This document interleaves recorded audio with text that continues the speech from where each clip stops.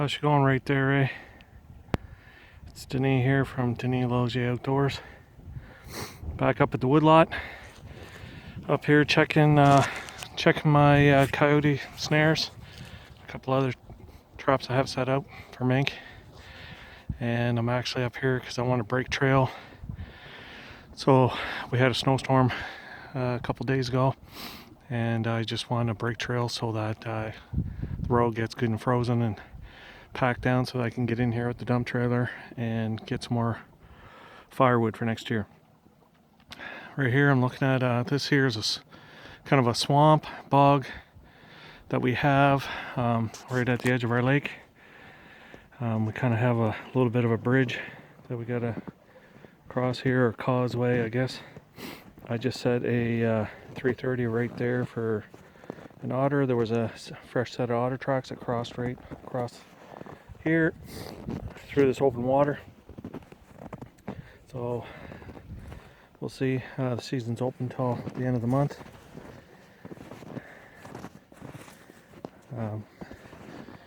If I get one, great. If not, no big deal. This water runs all winter here. So I have gotten a few otters here over the years. I usually don't trap them all that much. I thin them out every once in a while.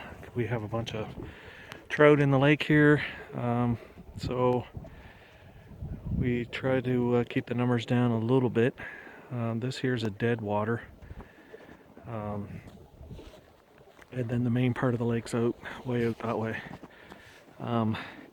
Right over there, I can't even tell if I can see this or not, but right there you can see there's a little bit of a clearing in through those pine trees. That's where my cabin's going to go, up on that knoll.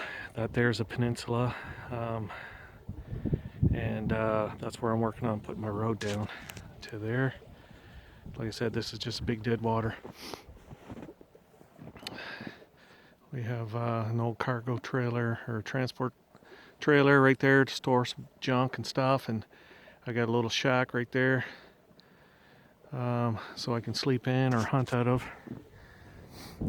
And on the other side over there I have another cargo trailer. Eventually the cargo trailer and that little shack will get hauled over to the campsite eventually once I get a road put in. So I'm going to try to make it up the mountain. That's what I was joking about the other day. Like I was saying, that's my cousin and I's RSP, or I guess in the States you'd call that a 401k, I think, or that's our kind of our backup retirement plan, all that hardwood. Like I was saying before, that was clear cutted here in 1994. Apparently there was all kinds of trout in this lake before that. Once they clear cutted, all the rain and silt washed all into this lake and killed all the trout. So we have been working on a stocking program. We've been putting some trout back in. Anyhow, I'm going to pause this and head and see if I can make it up the mountain. See you in a bit. Also, I don't know if I showed right there, I call that the stove pipe set. It's got a little 110 set up for mink. That's a small little piece of stove pipe. Got some bait in the back. Anyhow, I'll try to hit up the mountain there. Okay, that's good. I made it up the mountain.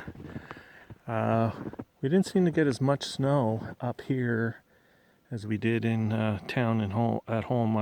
My house is like 20-minute drive from here.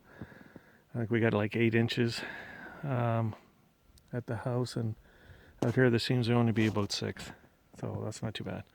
So I'm probably going to drive that way a little bit. This is where I cut some firewood the other day. As you can tell, and I watched that video, of course I was moving all over the place, but you can see the canopy, all the branches all leaning in towards the road. So that day when I was up here, I think I counted about 8 trees. So then over here, like right in here, I'm going to open this up and cut that fir down. and a couple of these birches right in here. And this is what I was saying the other day, is planted some nut trees. That's what these are right here, these little small ones. And the other day, it didn't turn out very good. You couldn't really see that there's a little trailer that I keep apples in to try to keep the bears out. Just an old oil drum. There's another one right there, which I can't really see the tree. I don't know if it's missing or not.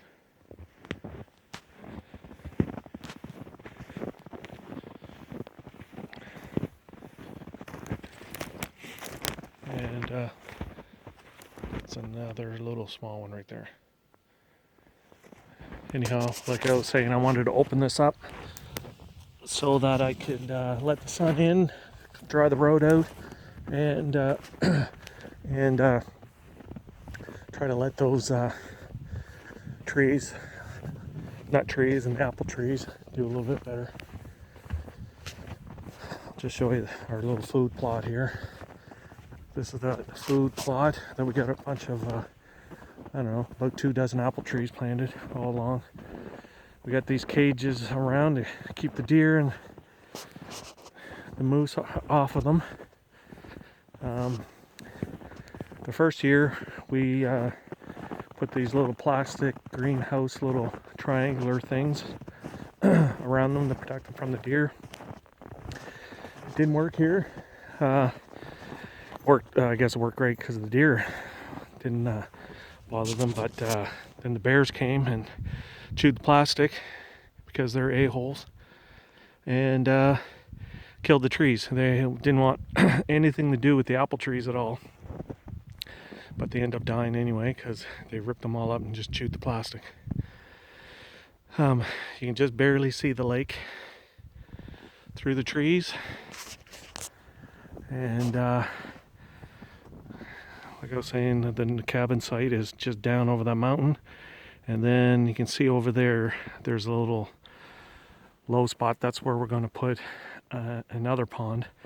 I'll dam it up, and part of the dam will be the trail to get down. I'm going to make a little trail down to the cabin site.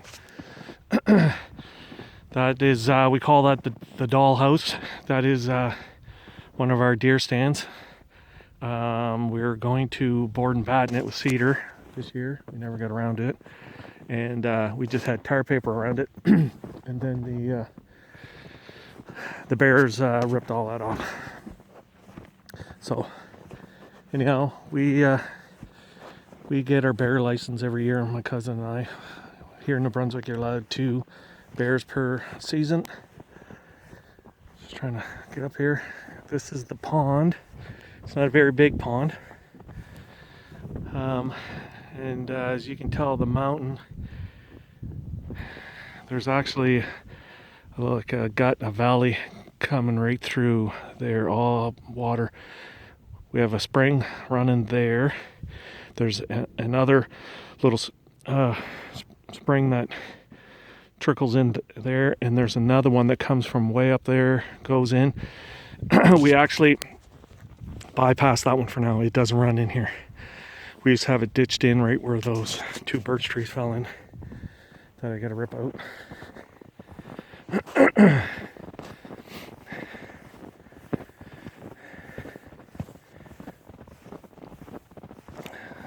can see the spring is still running into the pond here. Like I was saying, eventually I'm going to tap into that. Anyhow, probably hard to see with the sun, but that mountain just keeps climbing and climbing quite a ways up there. A lot of hardwood. Anyhow, when I built this pond, it was all trees like that, and I just pushed the trees over with the my Kubota. It's only 26 horsepower. It's not a very big one, and just kept pushing the trees over. And I would pick them up with the front bucket, and I just kept pushing them down over this low bank. And then eventually this, well, you can see there's one right there. I just kept pushing them. I came in the following winter and cut most of the firewood out. For some reason I didn't get that one. And this dike or berm at this far back end over here is all the stumps from the trees. And then I went in and dug out all the dirt and gravel out of the pond and put it up over the dike. So, like I was saying the other day, we're going to change the setup for this a little bit.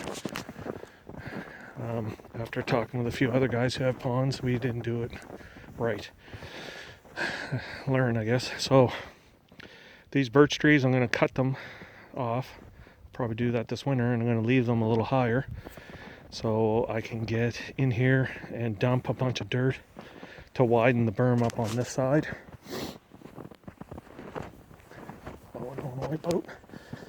So here's a washout, and what was happening is that outfall wasn't big enough, and it's not bad once the pond is full, but then if we got another rain on top of that coming down all the way down the mountain, if we got a big rain event, that pipe wasn't big enough. So I'm probably going to put another one in for now. This here is just temporary. We just threw a bunch of sandbags in, and I didn't get around to fill it in. I was going to cover it up with some dirt, but it didn't get around to it. Anyhow,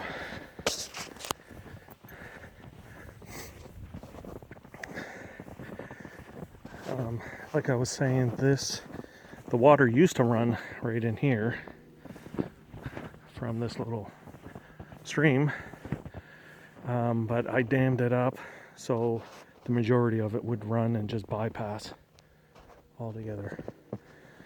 So after talking with a few other gentlemen who have ponds, what we should have done is dug a hole right down in here. Every source of water that would come in, dig like a sinkhole, and run 1 or 2 pipes through into your pond, and then dam it up so that if it's a 6-inch pipe, you're only going to get 6 inches at all times. If you get a major rainstorm, the water will just bypass, keep going, ditch down this ditch, and you're only going to get that inflow, that 6-inch coming in. So we will do that sometime over on that side and this side. So you can tell, maybe not with the sun, but that mountain just keeps climbing. A lot of deer come down that valley. Anyhow, that's kind of a quick little blurb, I guess.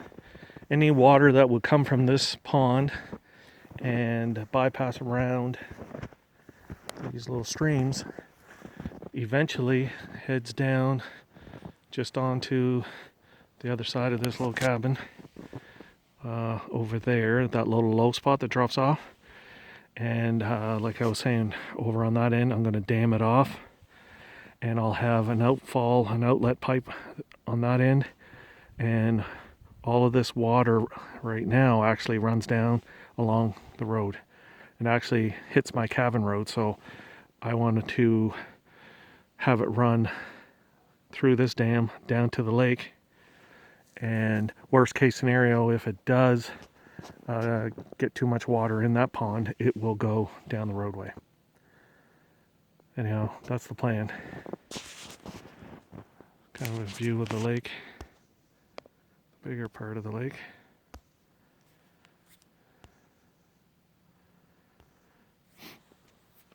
Anyhow, same deal with this food plot. It was all just covered in trees, really thick, and all I did was push the trees down all at the edge, and then we tilled it up. We planted, what did we do the first year? I think it was clover and timothy and stuff like that. It lasted a few years. This year I'm gonna have to rip it up and replant something else. Anyhow, all along the edge we have apple trees. Started planting some in the middle. We have 4 spots like this on this whole property that we have been opening up and planting apple trees and nut trees and all that kind of stuff. Anyhow, that's I'm probably rambling here. Shut her down. Okay, thanks a lot. Thanks for watching. See ya. Here I'm back. I just noticed this the other day when I was cutting firewood. So there's a tree all that a buck had scraped up. That is just off the food plot. This year on camera, I think I had 3 different bucks this year, which was great.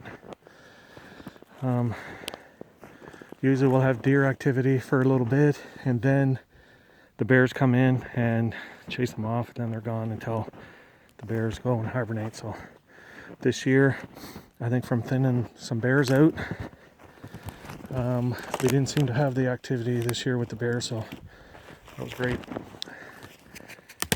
Anyhow, that's it for now.